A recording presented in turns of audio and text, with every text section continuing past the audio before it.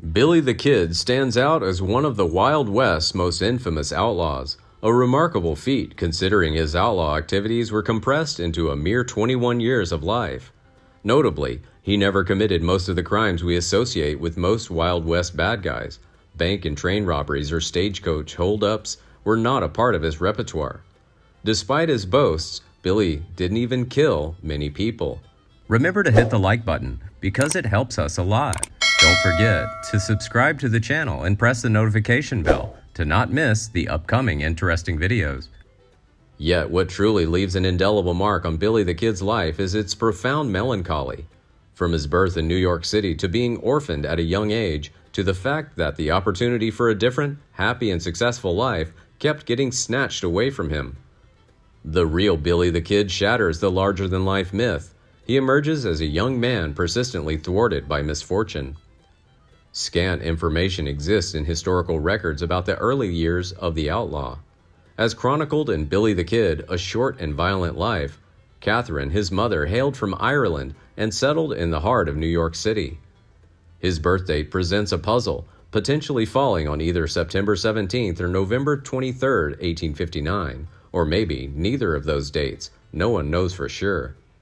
His familial circumstances remain shrouded in mystery as well, leaving uncertainty regarding his parents' marital status and the presence or survival of his father. Billy probably spent the first 6 years of his life in the Irish slums of Manhattan or Brooklyn. Life in these neighborhoods was a harrowing affair. Historical records, such as the Irish Times, recount a staggering population of nearly 280,000 people per square mile during Billy's upbringing. Restricted to the most abysmal tenements, the Irish inhabitants inhabited cramped spaces where a 12 by 12 foot room could accommodate as many as 18 individuals. The abysmal living conditions, exacerbated by a lack of proper ventilation and the pervasive stench of human and animal waste, yielded an environment that was not only unbearable in odor, but alarmingly unsanitary. Billy's survival under such dire circumstances could be deemed a stroke of fortune. Plagued by rampant diseases, the slums exhibited a distressing mortality rate of 25% among Irish children.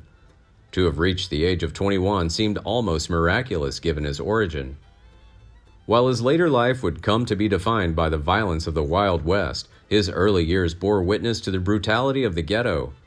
Fueled by frustration at their predicament and seeking solace in alcohol, the denizens of these enclaves engaged in incessant conflicts. Following the cessation of the Civil War, Billy's departure from the slums materialized. Around 1865, his mother made a move to Indianapolis. The specifics of her exit from New York and her motivations for heading to Indiana remained veiled in obscurity. According to Billy the Kid, A Short and Violent Life, it is confirmed that by this juncture his mother was indeed single. While she portrayed herself as a widow, to those compiling the city directory, the duration of her widowhood remains a mystery. This meant she was free to find herself a boy toy younger named William Antrim, though their marriage would not materialize until nearly 10 years later. By 1870, the entire family unit relocated to Wichita, Kansas. There, Billy's life really turned around. Memories from subsequent years depict him as an innocent street urchin. Catherine, his mother, established her own enterprise downtown, the City Laundry, an establishment that garnered favorable mention in the local newspaper. It must have been quite successful because she was able to purchase land outside the town for her family to live on. William Antrim erected a cabin alongside the storm cellar, with likely assistance of Billy and his younger sibling Joe. Together they undertook the digging of the well and the cultivation of fruit-bearing trees. These endeavors painted a picture of stability, that Billy would grow up living happy, a happy, secure life surrounded by family. If nothing had changed, there never would have been a Billy the Kid. However, in the year 1871, an unexpected turn of events unfolded. Catherine took a decisive step by selling her residence and business, embarking on a journey to the New Mexico territory. During this time, she had been diagnosed with tuberculosis.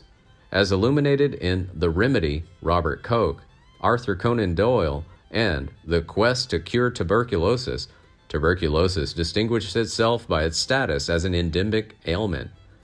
Although tuberculosis was not a novel affliction, its prevalence surged in the 1800s, becoming the leading cause of death in the United States. In the midst of this turmoil, Billy bore witness to the harrowing suffering of his mother. Catherine's condition unleashed a torrent of distress, marked by incessant coughing, the disquieting expulsion of blood, and a disconcerting crackling sound accompanying each labored breath. Moving to New Mexico meant Catherine was following the standard medical advice, which said drier climates could cure you. The real cause of TB wasn't discovered until 1882. When Catherine was ill, people thought it might be an inherited disease, and they didn't worry about infecting other people. Billy's proximity to his mother during this period was considerably closer than regulations would permit just a few years later. At the tender age of 14, tragedy struck as Billy's mother passed away. William, who had recently assumed the role of stepfather, displayed no interest in raising the two young boys. According to historical data, he arranged separate foster homes for the brothers before hastily departing from their lives. At this point, it seems Billy was still a good law-abiding kid. He found honest work at a hotel, where he washed dishes and waited tables. The manager was impressed by the young boy, boasting that he was the only kid who ever worked for him that didn't steal anything.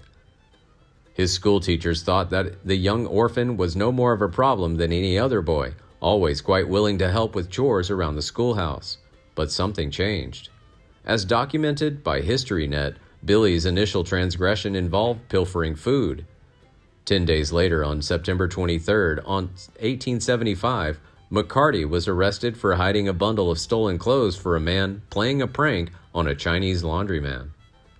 According to Billy the Kid, a short and violent life, the sheriff didn't want to do anything more than to scare the boy straight when he put Billy in the cells for a couple of days. Unexpectedly, Billy viewed the situation with utmost gravity.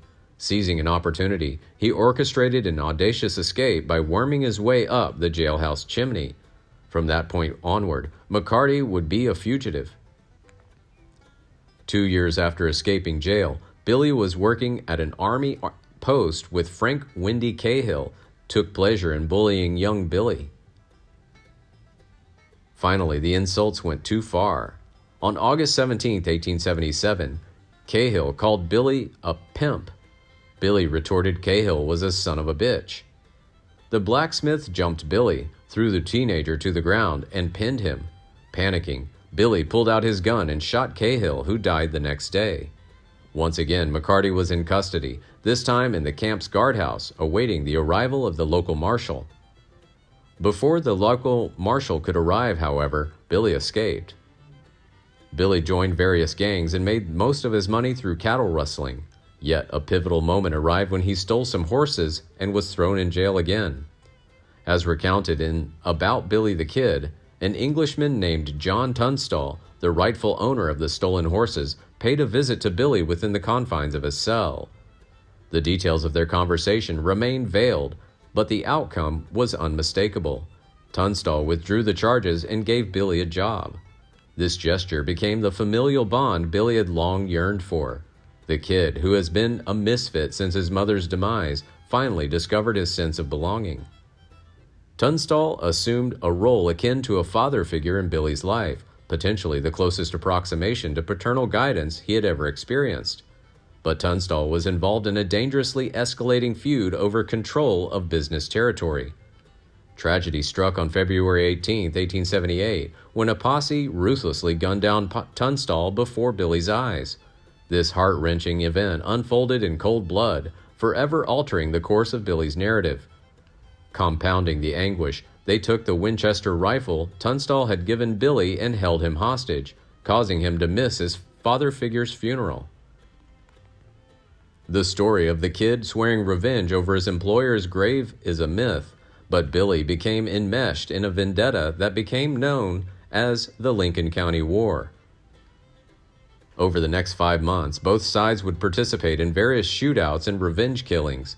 Billy's reputation for body count is somewhat inflated, though he undoubtedly claimed the lives of several individuals, including a sheriff. Historical accounts reveal that by the conflict's culmination, a war that his faction ultimately lost, but Billy was known as one of the best gunmen in the West. Billy did not possess an inherent proclivity for a life of outlawing. History reports that he was a decent young man, but it almost seemed that over and over again he was dragged into a life of crime by circumstances beyond his control. Contemporary accounts by his friends bear this out, with one remarking Billy was as gentlemanly as college-bred youth and had a humorous and pleasing personality. Proficient in Spanish, he was a natural leader. In particular, Billy didn't drink. Hence, it follows logically that when presented with an opportunity to embrace rectitude, Billy readily seized it. In the year 1879, New Mexico Territory's Governor Lew Wallace received intelligence that Billy was amenable to surrendering and providing testimony against fellow outlaws, contingent upon the expunging of charges against him. In March of 1879, Wallace and Billy met to discuss the possibility of a deal. True to form, McCarty greeted the governor with a revolver in one hand and a Winchester rifle in the other. After several days to think the issue over, Billy agreed to testify in return for amnesty. Billy's evidence was enough to convict at least one major bad guy, but the district lawman refused to follow Wallace's orders that he be released afterward. However, Billy was a skilled escape artist and slipped out of his handcuffs and fled, devoid of any clemency or reprieve for the transgressions. Billy should have been a free man at that point, but instead, with outstanding warrants, he had little choice but to return to a life of crime. Billy had formed a gang, referred to as Billy the Kid's gang, who survived by stealing and rustling. The core members of the gang were Tom O'Folliard, Charlie Bowder, Tom Pickett, Billy the Kid, Dirty Dave Rudabaugh, and Billy Wilson. By the fall of 1880, Billy was still trying to convince the governor of a pardon, although continuing his outlaw activities. He established a year-long residence at near Fort Sumner, a period marked by a fortuitous association with a local bartender named Pat Garrett. According to HistoryNet, speculation even suggests Garrett might have actively participated in certain cattle raids alongside Billy and his gang. The complexities of the Wild West often blurred the lines between a good guy and who was a bad guy, so it wasn't that shocking when possible cattle rustler Garrett was elected Lincoln County Sheriff on November 2, 1880, after running on a law. On December 15, 1880, Governor Wallace put a $500 reward on Billy's head, and Pat Garrett began a relentless pursuit of the outlaw. Garrett set up many traps and ambushes to apprehend Billy, but the kid seemed to have an animal instinct that warned him of danger, but that was not to last. Billy the Kid was captured on December 23, 1880. Remarkably unperturbed, Billy exhibited a composed demeanor, telling a reporter from his jail cell, "What's the use of looking on the gloomy side of everything? The laugh's on me this time." Deliberation in his April trial took precisely 1 day, and Billy was convicted of murdering Sheriff William Brady and sentenced to hang by Judge Warren Bristol. His execution was scheduled for May 13th, and he was sent to Lincoln to await his date. He was under guard by James Bell and Robert Ollinger on the top floor of the building formerly known as the House, before and during the Lincoln County War. Somehow, Billy got his hands on a gun. Historians have no solid proof, but it's thought either one of his old gang members had a pistol hidden in the toilet, or he took it off Bell himself. The kid took out Bell first, then grabbed a shotgun and waited at a window for Ollinger, who ran toward the courthouse when he heard the shots.